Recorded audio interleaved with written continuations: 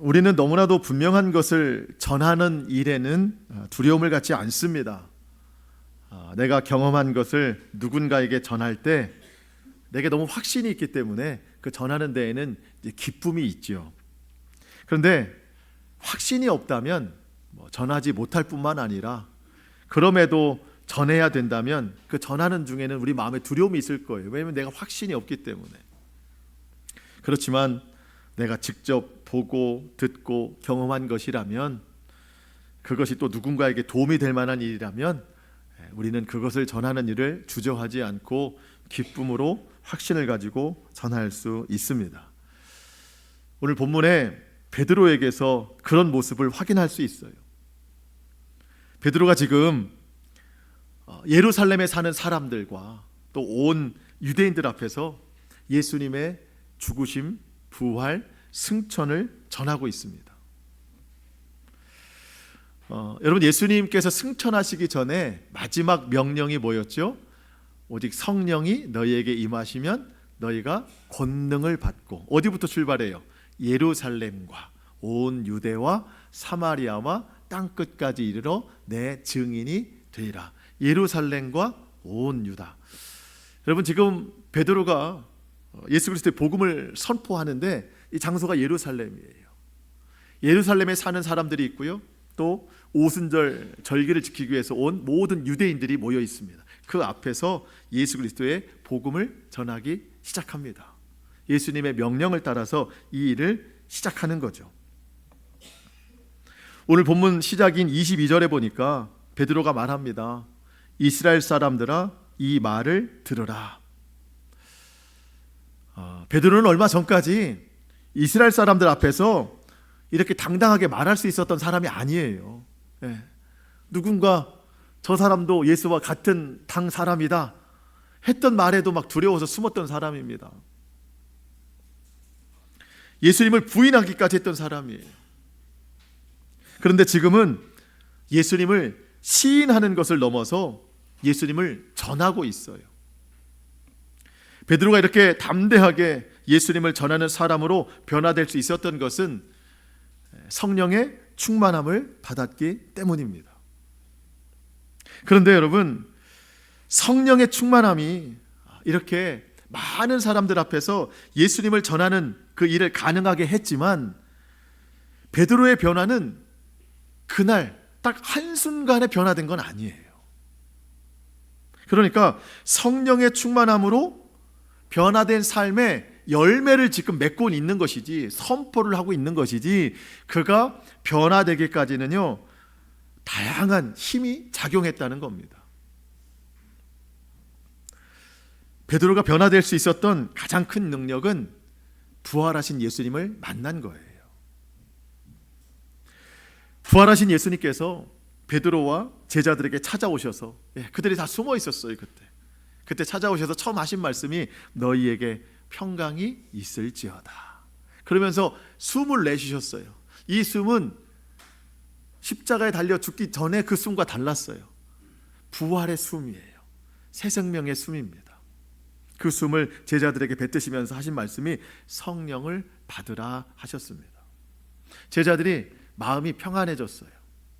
부활하신 예수님이 찾아오셨기 때문에 그 부활의 예수님으로 인하여 다시 마음이 살아나게 된 겁니다. 개인적으로 베드로에게는 찾아가셔서, 여러분, 베드로가 3번 예수님을 부인했잖아요. 그 마음의 죄책감을 좀 씻어주시기 위해서 베드로에게 내가 나를 사랑하느냐 3번 물어보셨어요.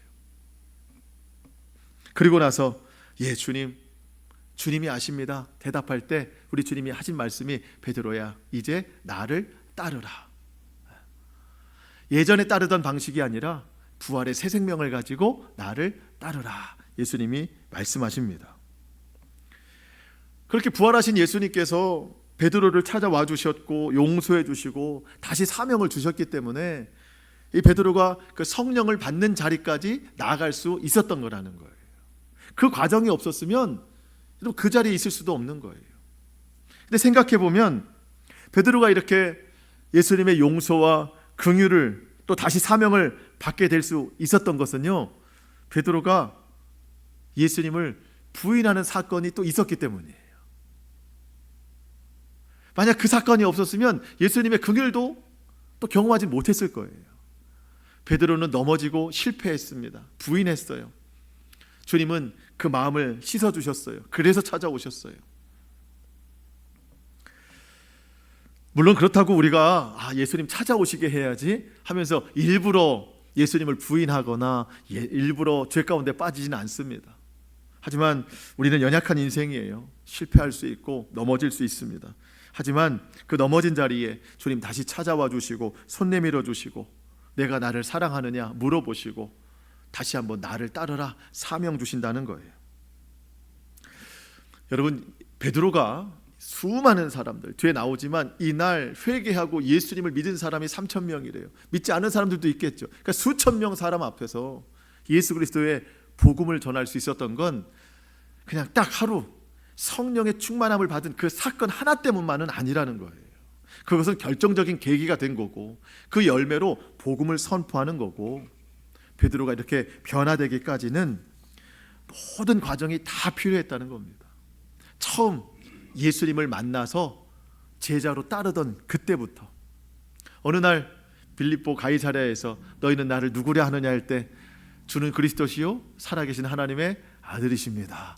이 놀라운 신앙 고백으로 엄청난 칭찬을 받았던 날도 있고 근데 바로 주님의 십자가를 지게 하실 수 없습니다.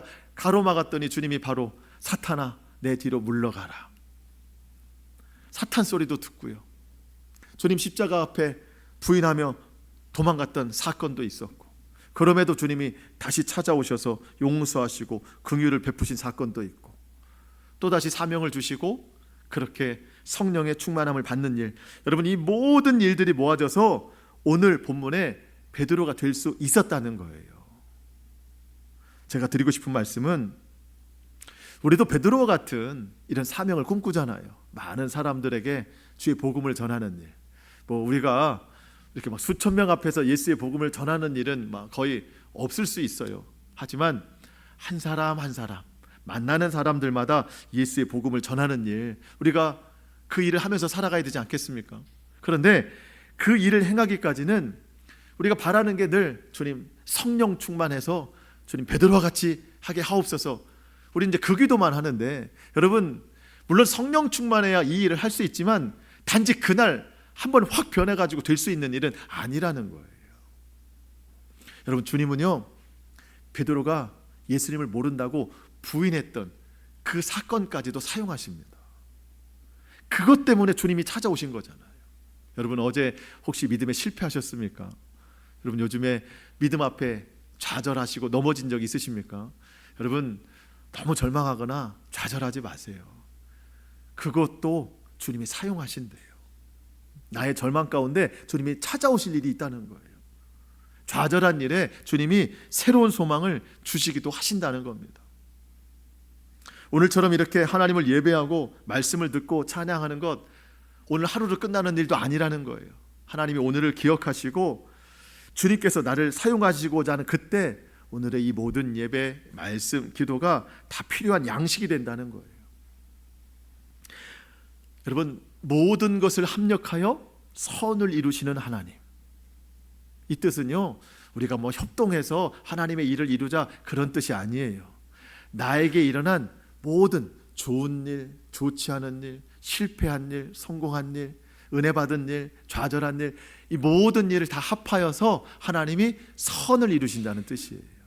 그 중에 어느 하나를 빠져도 하나님의 그렇게 놀라운 선이 이루어질 수가 없다는 겁니다.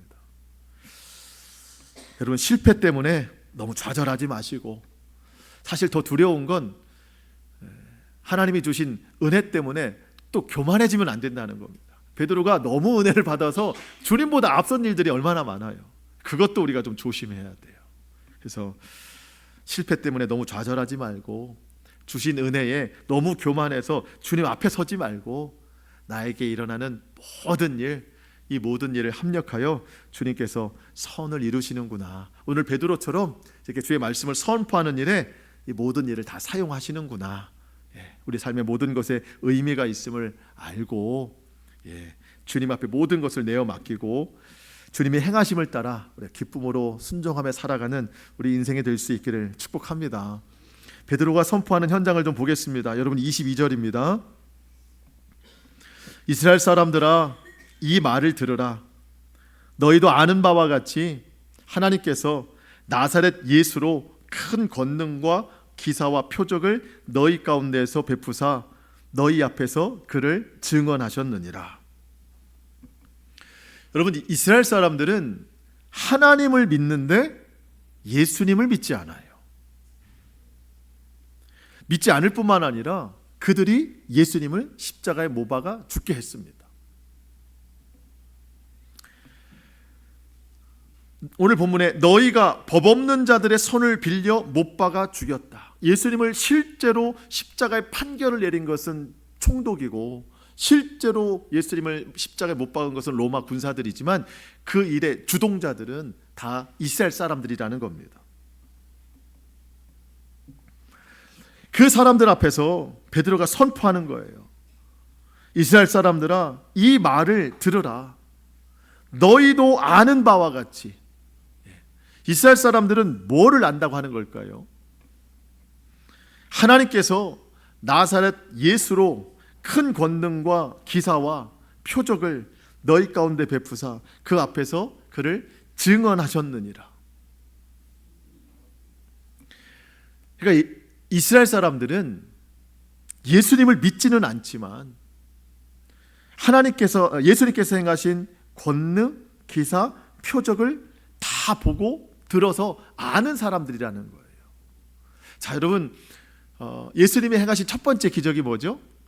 가나 혼인잔치에서 물이 변하여 포도주가 됐던 사건. 여러분 유대인들은요 이 사건을 직접 보거나 들었거나 해서 다 알고 있어요. 너희가 아는 바대로. 우리 주님은 죽은 자를 살리셨고 귀신 들린 자를 온전케 하셨고 병든 자를 고치셨습니다. 배고픈 자를 배부르게 먹이셨어요. 오병이어 사건도 있죠. 여러분 이 사건 많은 사람들이 들었어요. 봤어요. 경험했어요. 베드로는 선포합니다. 이스라엘 사람들아 너희가 아는 바와 같이 하나님이 예수님을 통해서 이 기사와 표적을 보여주신 이유는 너희로 이 예수가 메시아이심을 믿게 하려 함이라. 예수님을 증언하게 하려 함이라.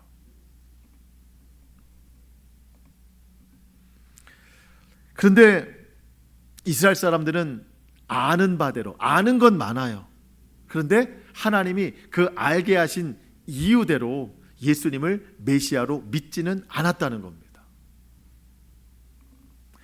누구보다 잘 믿었어야 될 이스라엘이 믿지 않았어요.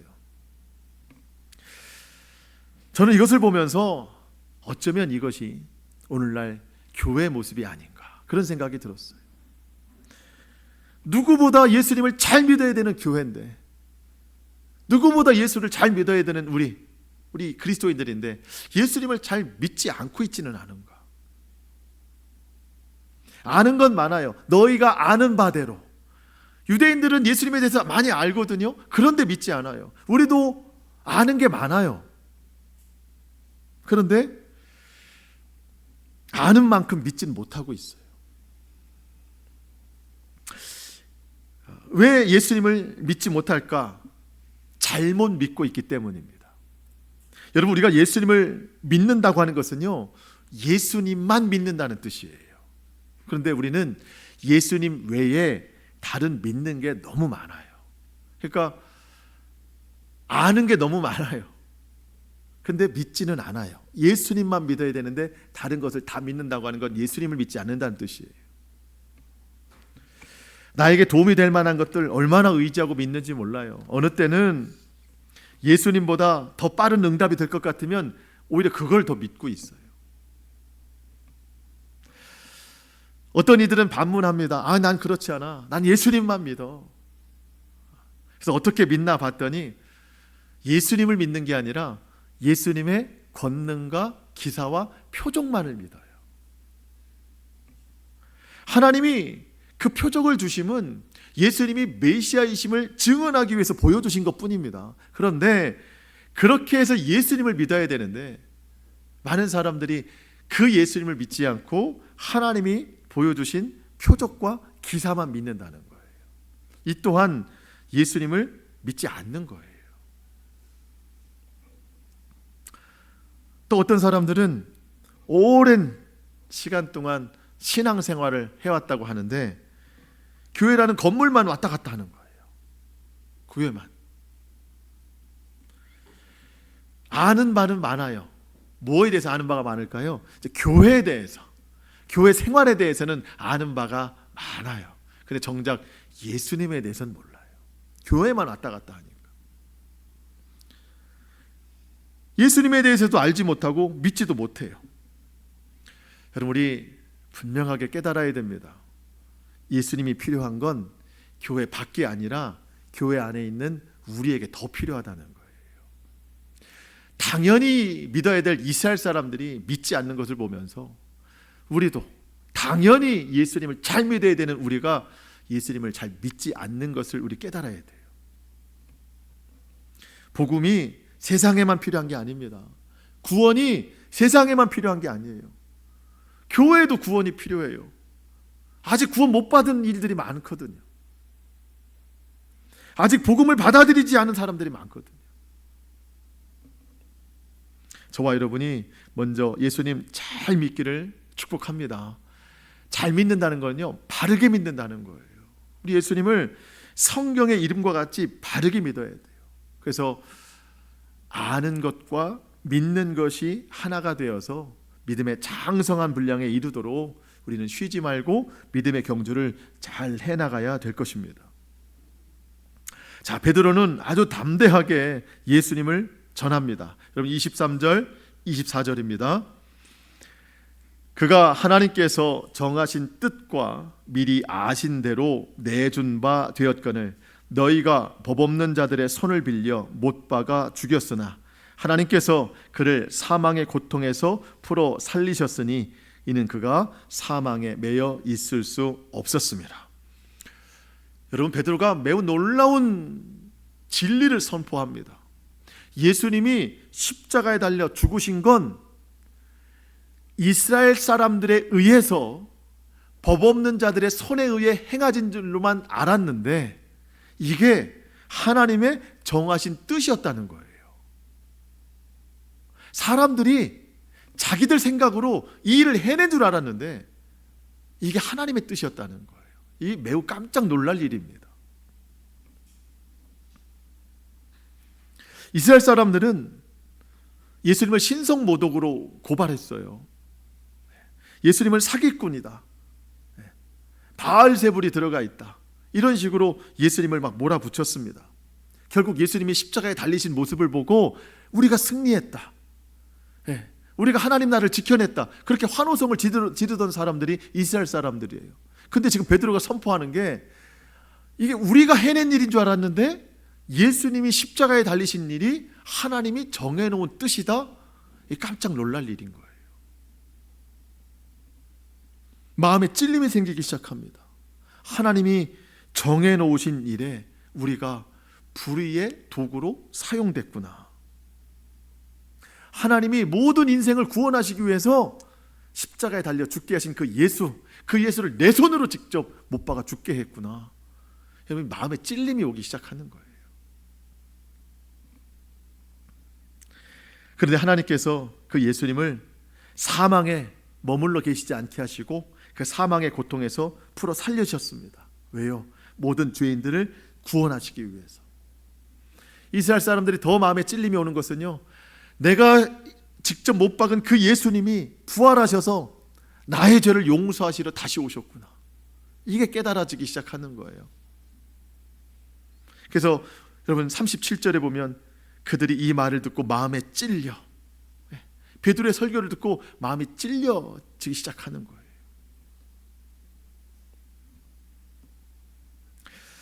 하나님은 모든 인생을 구원하시기 위해서, 모든 죄를 대속하기 위해서 예수님을 십자가에 달려 죽게 하시는 하나님의 정하신 뜻이 있었고, 그 예수님을 부활하게 하사 새 생명 가운데 우리 가운데 찾아오신 이유는 우리를 여전히 사망 가운데 가둬두지 않으시려고 주님을 부활케 하신 것입니다.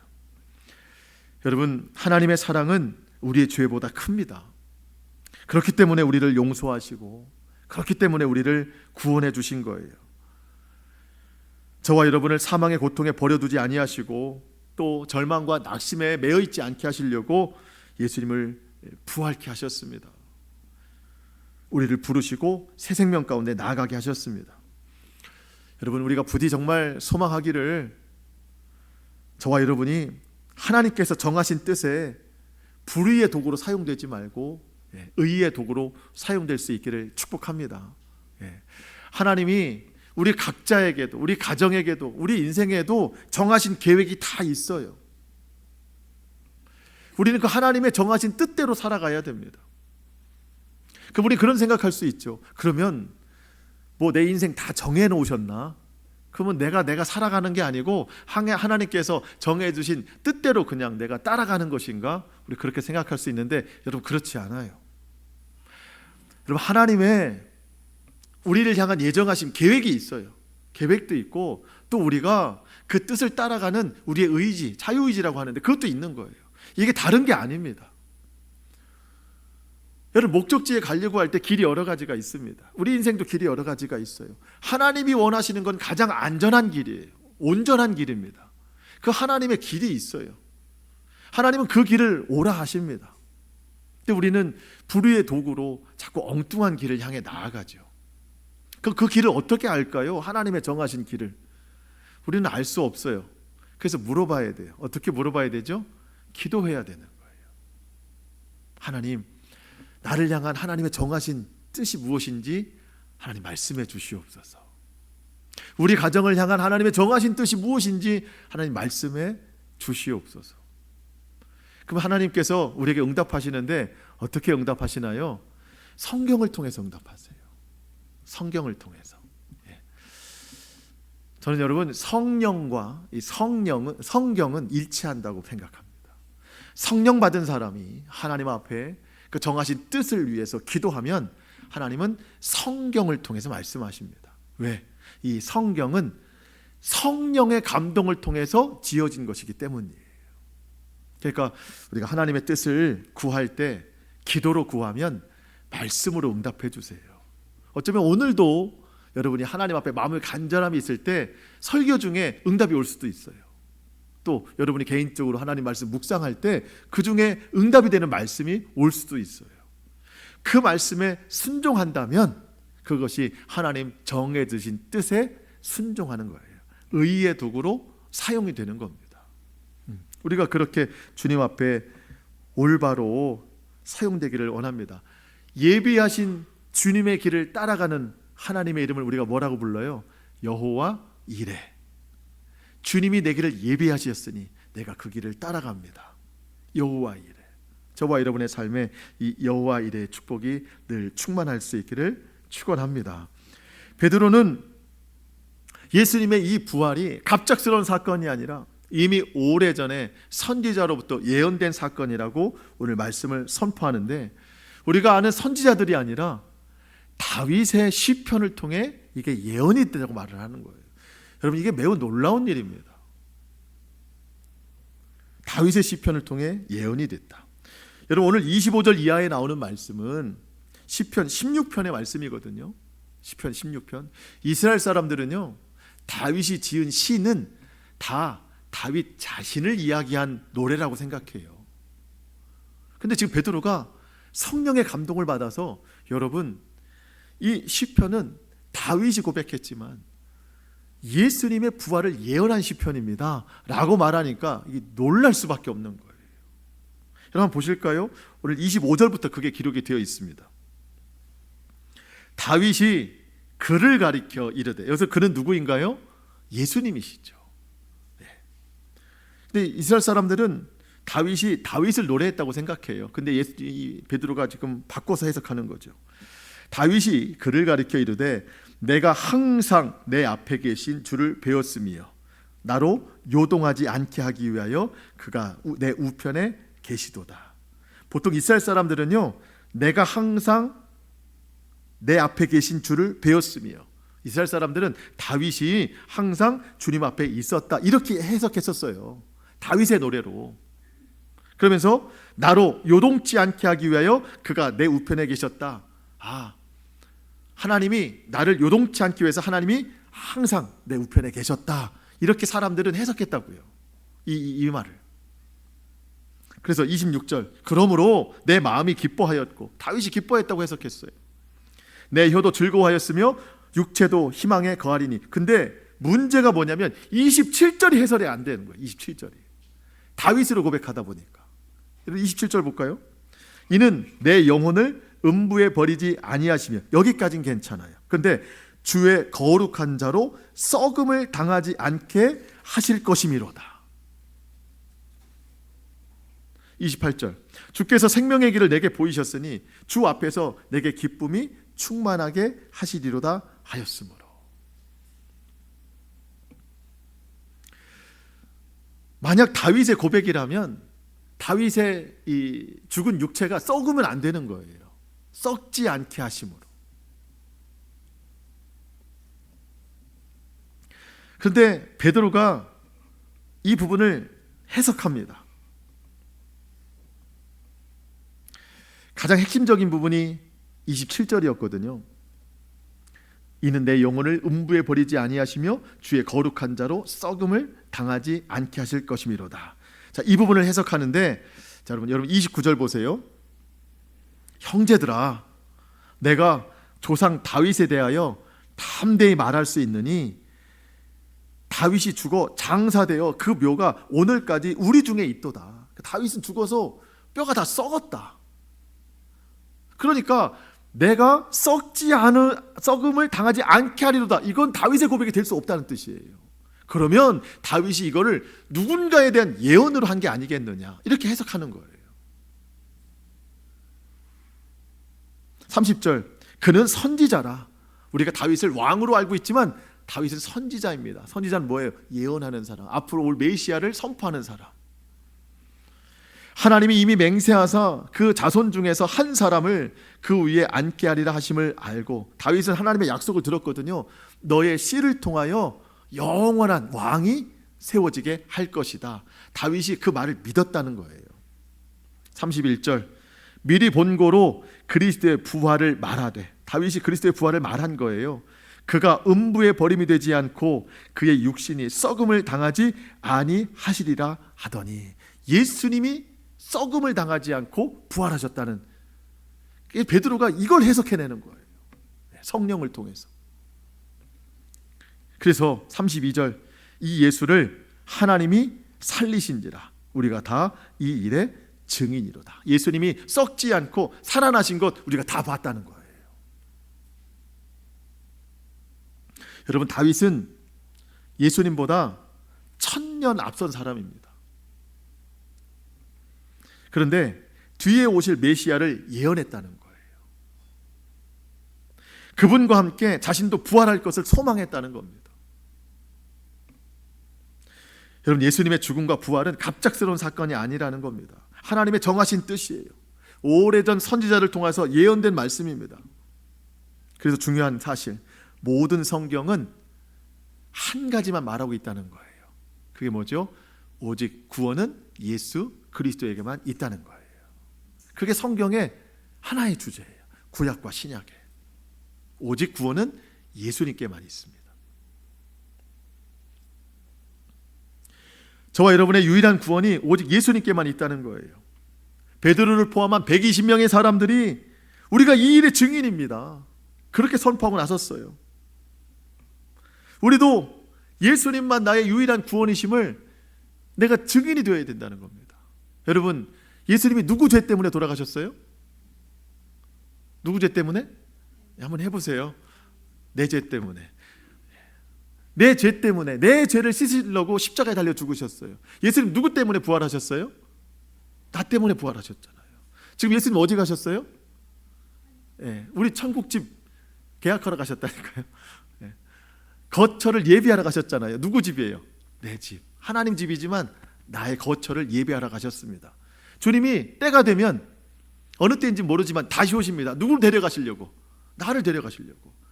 길이요 진리요 생명이니까. 예수님 죽으시고 부활하시고 승천하시고 다시 오시고 성령 주시고 다 누구 때문이에요? 나 때문이에요. 그러면 이 사건, 이 놀라운 일 누가 증인이 되어야 돼요? 내가 증인되어야 되는 거예요. 근데 우린 자꾸 이 증인을 다른 사람한테 맡겨요. 내 일인데도 네가 좀 해, 당신이 좀 해. 내 일인데도. 베드로와 120명의 사람들은요, 남에게 미루지 않았어요. 왜? 봤기 때문이에요. 확신이 들었기 때문이에요. 내 죄 때문이라는 걸 알게 된 거예요. 그래서 내가 증인 되겠다. 서로가. 여러분, 우리가 예수님의 이 일에 증인이 되어야 되는 겁니다. 남에게 미루면 안 돼요. 근데 왜 못하는가 봤더니 구원의 기쁨을 많이 잃어버렸어요. 이 구원이 막 기쁘지가 않아요. 너무 오래됐어요. 잃어버린 지가. 정말 바라기는 오늘 성령님께서 우리 가운데 구원의 기쁨을 충만하게 회복시켜 주시기를 축복합니다. 이게 회복돼야 돼요. 이게. 그래서 누군가에게 예수님을 전하는데 막 기쁨이 있어야 되거든요. 기쁨이, 감격이 있어야 돼요. 우리가 뭐 다른 생활에 좋은 편의적인 소식들을 전할 때는요, 얼마나 기쁨이 있는지 몰라요. 나만 알고 있는 이 사건을, 이 소식을 막 전하다 보니까 뭐가 된 것 같아요. 저도 그럴 때 많거든요. 좋은 곳, 좋은 거 이런 거 막 소개할 때는 막 확신이 있으니까. 근데 예수님을 막 전할 때는 이게 어려운지 모르겠어요. 어떻게 전해야 될지 모르겠고. 왜 그래요? 몰라서 못하는 게 아니에요. 기쁨이 없어서 그래요. 기쁨이 소멸돼서 그래요. 성령의 충만함으로 우리의 기쁨, 이 구원의 기쁨이 다시 한번 충만해질 수 있기를 축복합니다. 그래서 감격이 있어야 되고요, 또 하나 지혜가 있어야 돼요. 예수님을 전하는 것도 지혜가 있어야 되는데 그 지혜를 성령님이 주실 줄로 믿습니다. 베드로가 전하는 것도요, 성령님이 주신 지혜로 전하고 있잖아요. 감격과 지혜가 있어야 돼요. 베드로는 한 번 더 다윗의 시편을 말하면서 예수님의 승천, 하늘로 올라가심, 그 역시 다 예언된 일이다. 예수님이 하신 게 아니고 이미 하나님으로부터 예언된 일이다 선포를 하고 있습니다. 여러분 33절부터 좀 보실까요? 이것도 시편의 말씀인데, 하나님이 오른손으로 예수를 높이심에 그가 약속하신 성령을 아버지께 받아서 너희가 보고 듣는 이것을 부어주셨느니라. 34절, 다윗은 하늘에 올라가지 못하였으나 친히 말하여 이르되 주께서 내 주에게 말씀하시기를 내가 내 원수로 내 발등상이 되게 하기까지는 너는 우편에 앉아 있으리라 하셨도다 하였으니, 그런즉 이스라엘 온 집은 확실히 알지니 너희가 십자가에 못 박은 이 예수를 하나님이 주와 그리스도가 되게 하셨느니라 하니라. 여러분, 이것도 시편의 말씀이에요. 하나님께서 예수님을 높여주셨습니다. 모든 원수를 예수님의 발 아래에 무릎 꿇게 하셨습니다. 예수님이 성령을 주셨대요. 우리에게 주신 성령님을 통해서 우리가 이 사실을 깨닫게 되는 겁니다. 하나님이 예수님을 높이셔서 하나님 보좌 우편에 앉아 계시면서 하나님 하신 말씀, 모든 원수를 너의 발등상에 두게 하겠다, 너의 발 밑에 두게 하겠다. 다윗을 통해서 이걸 선포케 하신 거예요. 그 예수님은 지금 하나님 보좌 우편에 계시면서 모든 원수를 다 굴복하게 하시고 계시는 거예요. 자, 이게 어떻게 우리에게 적용이 될 수 있을까? 여러분, 우리가 예수님의 이름을 부르는 자마다 우리의 원수된 마귀와의 싸움에서 승리하게 하신다는 거예요. 예수님의 이름은 모든 이름 위에 뛰어난 이름이에요. 하나님 보좌 우편에 앉아 계세요. 높은 곳에 계세요. 그 이름을 부르는 자에게 승리를 주신다는 겁니다. 여러분, 날마다 일어나는 모든 영적 전쟁 가운데 예수의 이름을 선포함으로 승리하는 인생이 될 수 있기를 축복합니다. 여러분, 모든 원수는 그 이름 앞에 무릎 꿇게 되어 있어요. 모든 죄의 유혹과 욕심, 갈등의 상황 가운데 여러분, 예수의 이름을 한번 불러보세요. 그 주님이 모든 것을 평안케 하실 거예요. 또 우리 주님은 예수의 이름으로 기도하라고 말씀하셨습니다. 우리 기도해야 돼요. 예수님의 이름 붙들고 기도해야 됩니다. 그러면 하나님의 정하신 뜻을 우리에게 알려주신다는 거예요. 여러분, 가장 중요한 것은 구하는 기도가 아니라 하나님의 뜻을 아는 기도예요. 그래야 바른 믿음이 있을 수 있고요, 바르게 주님을 따라갈 수 있습니다.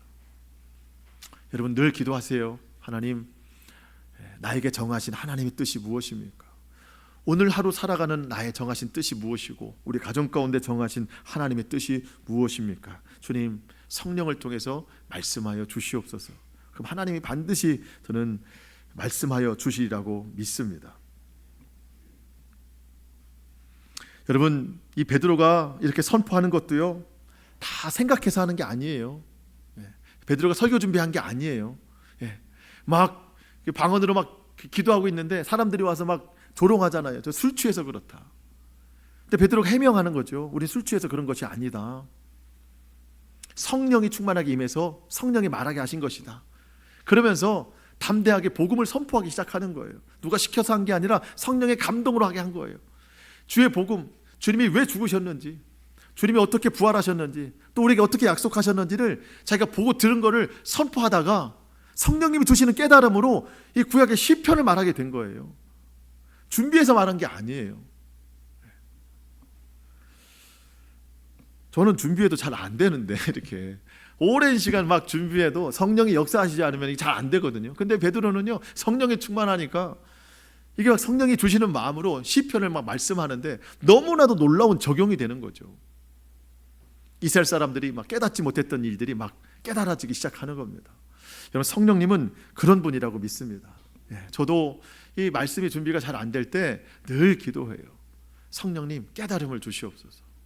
성령님, 이게 무슨 뜻인지 깨닫게 하여 주시고 이것을 어떻게 우리가 받아들여야 될지 성령님 깨닫게 하여 주시옵소서. 그렇지 않으면요, 우리는 도통 깨달을 수가 없어요.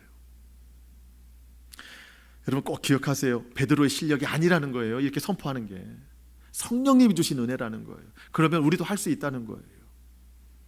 성령님, 나의 삶을 분별하게 하옵소서. 하나님의 정하신 뜻이 무엇인지 알게 하옵소서. 베드로에게 말씀하신 하나님, 나에게도 말씀하여 주시옵소서. 성령이 주시는 말씀으로 적용하여 순종하게 하여 주시옵소서. 그리고 성령님께서 반드시 역사하여 주신다는 겁니다.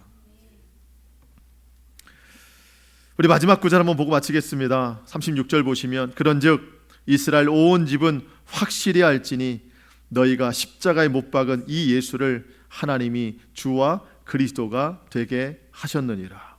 결론은 이거예요. 하나님이 예수님을 우리의 주와 그리스도가 되게 하셨느니라. 다른 주를 많이 모시고 살던 백성들에게 오직 주님은 예수님 한 분뿐이다, 이거를 증언하신 거예요. 오늘 저와 여러분에게도 동일한 증언을 주시는 줄 믿습니다. 여러분, 우리 마음에 우상들 많이 있잖아요. 헛된 주인들 많이 있잖아요. 이거 다 내려놔야 됩니다. 내 삶의 주인은 오직 예수님 한 분뿐이에요. 아까도 우리가 찬양했지만 내가 주인이라고 믿고 살았던 것, 그게 나를 잠잠하게 하지 못하더라고요. 오히려 나를 더 요동치게 하더라고요. 여러분 사람 의지하지 마세요. 여러분 물질 의지하지 마세요. 물질은 필요에 의해서 하나님이 주시는 것이지 그거 우리가 믿으면 안 되는 거예요. 믿음의 대상이 되면 안 되는 거예요. 모든 환경과 권력, 지식 다 믿음의 대상이 아닙니다. 그게 주인 될 수 없어요. 오직 예수님만 나의 주인이 되십니다. 주와 그리스도가 되게 하셨느니라. 여러분, 그리스도는 기름 부음 받은 자, 메시아, 구원자라는 뜻입니다. 여러분, 우리가 누구에게 구원을 부탁할 수 있어요? 오직 예수님만 나의 구원자가 되십니다. 오직 예수님만 나의 죄를 대신해서 십자가에 달려 돌아가셨고 나를 위해서 부활하셨고 나를 위해서 다시 오시는 유일한 그리스도가 되셨습니다. 도움이 되지 못하는 헛된 인생 의지하지 말고, 또 환경 가운데 너무 무너지지 말고 오늘도 살아계셔서 나와 함께 하시는 우리 하나님의 뜻인 예수 그리스도만 바라보면서 늘 승리하며 살아가는 우리 모두가 되기를 바랍니다. 자, 그러기에 오늘 내 믿음은 바른가, 안전한가, 우리 믿음 점검해야 돼요. 정말 믿어야 되는 이스라엘 사람들이 안 믿는 것을 보면서 이게 우리 모습은 아닌가, 정말 예수님 잘 믿겠다고 한 난데 그만큼 믿지 못하고 있는 것은 아닌가. 성령으로 충만해야 되는데, 예수님 한 분으로 충분해야 되는데 우리가 그렇게 살고 있는지 늘 분별하면서 하나님의 정하신 뜻을 따라 순종하며 살아가는 우리 모두의 삶이 될 수 있기를 주님의 이름으로 축복합니다. 아멘. 우리 기도하겠습니다.